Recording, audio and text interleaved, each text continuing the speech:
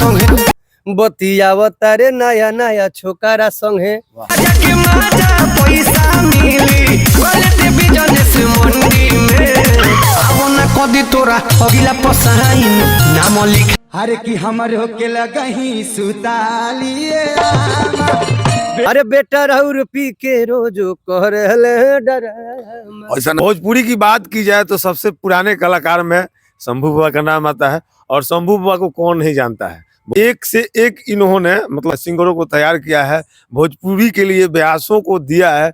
इन्हीं का प्रोडक्ट कहे जाते हैं भोजपुरी के ट्रेंडिंग स्टार खेसारी लाल यादव।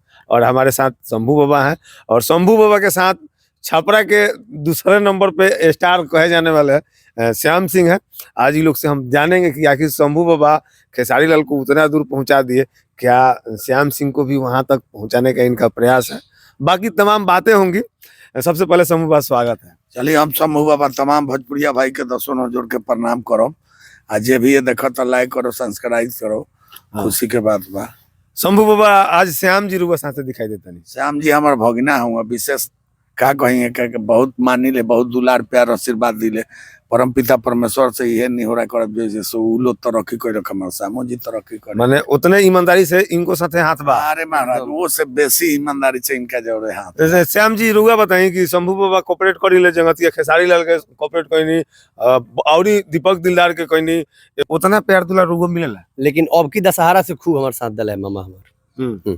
अच्छा रुआ माने मामा भगिना के नाता बा। मामा भगिना के बा कैसे कि हमरा ममहर में यहाँ का बहुत दिन रहल बनी बाबा अनु, तो हमरा के भगिने बुझिले अपन, अब बहुत साथ दिले यहाँ का। अच्छा बाबा का लागता कि यहाँ के अंदर बा क्वालिटी? बहुत क्वालिटी बा। परम पिता परमेश्वर से यह निहोरा करब जावेला दिन में ही करो, झंडा लड़ाई मेहनत करो, मेहनत परिश्रम के फल मीठा होला ये कहो। अपन बड़ा बढ़िया बढ़िया गाना आइल बाब की अच्छा कि अरे धर धर गोली चली छापा के चौक पर आ नाचे परी गोरी तोरा राइफल के नोख पर।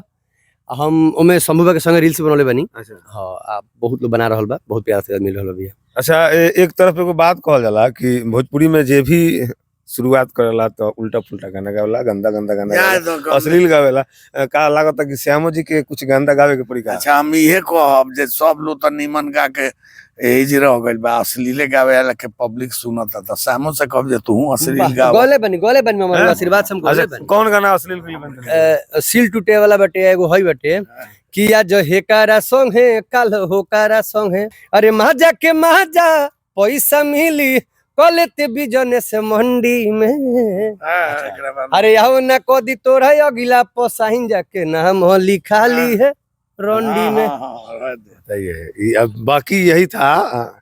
इसके बाद मतलब आप अब मैं को बात बताइए, अब लागत है कि श्याम सिंह के भी 10 गो लोग जानी, बहुत लोग जानले बा। छपरा के दूसर का स्टार हो जी है शाम मुस्ताज नहीं के बहुत बढ़िया स्टार भगवान करो से ये नहीं हो रहा करब जिसे लोग अनफिटेगा के हिट रहता तो यह बाबू हमार हिट हो जा बस। अच्छा एगो बात बताई, सब लोग अपन अपन लगाव लगा के जिसे अपन अपन पहचान लगा के आगे बढ़ा था। राउरो पहचान तो बहुत लंबा चौड़ा बा, हमारो पहचान एडजस्ट काहे नहीं करती? अरे महाराज हम कीर्तन गायक भोजपुरी गायक कीर्तन गायक के ब्यास है तो विशेष का कहिए लो में हमरा में अंतर बात तनी फर्क तो जरूर बा। माने राउर पहचान बा रुआ प्रयास करम तो श्याम सिंह के रुआ वहां तक भेज सकत है। कहियो आशीर्वाद बा दुलार बा।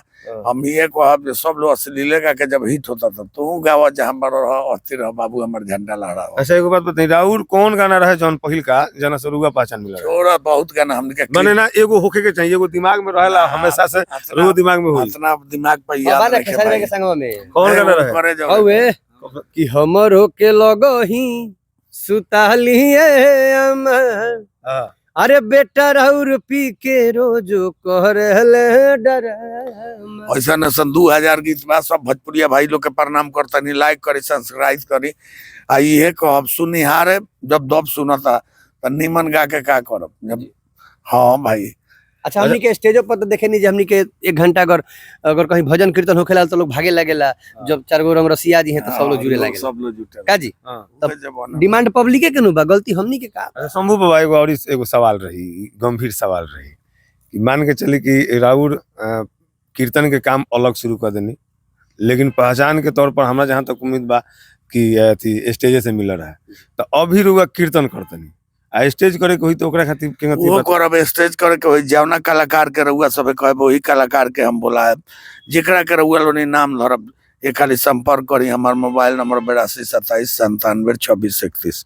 एक बार फिर से मोबाइल नंबर तनी धीरे धीरे जल्दी 82 27 97 26 31। कोई भाई के कोनो प्रोग्राम कराओ के होके, चाहे स्टार के बुलाओ के होके, चाहे कीर्तनकार के बुलाओ के हो, चाहे शंभू बाबा के बुलाओ के होके, जरूर आके सेवा करब।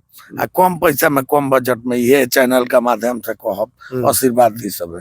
मतलब कोई के प्रोग्राम खेसारी लाल के प्रोग्राम कराए कोई बस डायरेक्ट केहू के हुआ से कोनो झगड़ा भइल बा, उ हमर गहूं कटले बाड़े कि हमको गहूं कटले बानी। मैंने ये विश्वास बा कि हम बुक करम तो सबे आई खेसारी भाई, पवन भाई, सब लोग आई। जेकरा के कहल लो नहीं है इतना भालो ढोड़ी चटना कलाकार, दीपक दिलदार, आलम राज, राजू रसिया, विकी बबुआ, सब जवना कलाकार के रहुआ नहीं आदेश दब। एक बार हमरो नंबर धो दी ना बाबा। हाँ, श्याम सिंह, पैसा जेकरा के देवलो नहीं ओकरे के जरूर, जेकरा के रहुआ नहीं देखे के चाहब देखब एकदम। ये हमरा तरफ से मैंने चूंकि दर्शक में बहुत लोग होला कि जे चाहेला कि हम टुनटुन यादव के प्रोग्राम कराई, लेकिन वहां तक लोग के संपर्क ना हो पावेला। कोई बीच में अगर कराए वाला तो वो 10-20 हजार मारेला।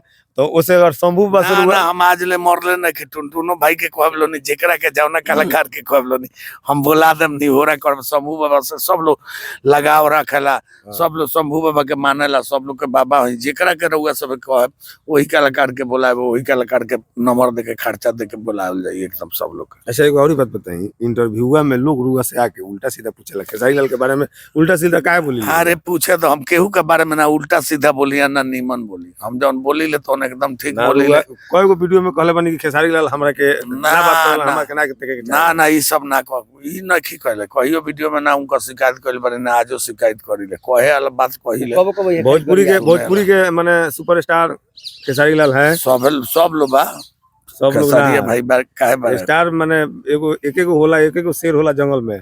भोजपुरी में अभी के ना ना अभी तो भोजपुरी में टुनटुनो बाबू निकल गइल बारे, हमर ढोरी चटनो बाबू निकल गइल बारे, ढेर लोग अपन अपन माने सुपरस्टार के जहां नाम आवेला 2-3 गो नाम आवेला, सब लोग के नाम ना आवेला। सही बात बा, सब लोग ठीक बा। तो माने अरुआ नजर से के बा भोजपुरी के ओरिजिनल सुपरस्टार? हम केहू के ना गिला करिले ना शिकायत करे, सब लोग अपना अपना जगह पर अपना अपना लेवल पर स्टार है बा। शंभू बाबा सांच बोली ले, सही बात माने शंभू बाबा सांच बोली ले के सुपरस्टार भाई एक बार बताइए। सब है सुपरस्टार बा, सब लोग अपना अपना देखो। छोट कलाकार के छोट, तुलसी जी के पता छोट होके बड़ होके तुलसी जी है, वो कोनो चिमेटल यहाँ तो सुधे हुई। जो एगो गावता वो अपना खातिर कलाकारे बा, जो 50 लाख गौले बा वो कलाकारे बा, तो सब हमरा खातिर स्टार बा, सब लोग के ये कहो। मतलब कुल मिला के अगर आज के बाद कोई के प्रोग्राम लेवे को होई तो रुआ से संपर्क कर सकता। कहाँ मिले खातिर रुआ घरे भेंट करे के पड़ी? डुमरसन हमार घरे बा, डुमरसन जन धरती है बा। आ सब लोग भाई हो, सबे आगे बढ़ो। हम ये कहले सब कलाकार मेहनत करो, परिश्रम के फल मिली, मेहनत से आगे बढ़ी। हर हर महादेव, जय श्री राधे राधे, जय मेरे भोजपुरिया गर्जियन लोग, जय मेरे जितेंद्र बाबू। शंभू बाबा थे, शंभू बाबा से मतलब किसी भी कलाकार का, भोजपुरी का मतलब सिंगर का, कीर्तन का, कोई भी कलाकार हो, अगर उनको प्रोग्राम में अपने यहाँ बुक करना चाहते हैं तो शंभू बाबा के द्वारा दिया गया मोबाइल नंबर हम स्क्रीन पर भी डाल देंगे। और ये बताएं हैं डायरेक्ट इनसे संपर्क कीजिए और अपना प्रोग्राम बुक कीजिए। बीच में जो दलाल लोग पैसा लेता है वो सब बच जाएगा। वीडियो अच्छा लगा तो कमेंट करके जरूर बताएं। मिलते हैं अगले वीडियो में, तब तक के लिए नमस्कार।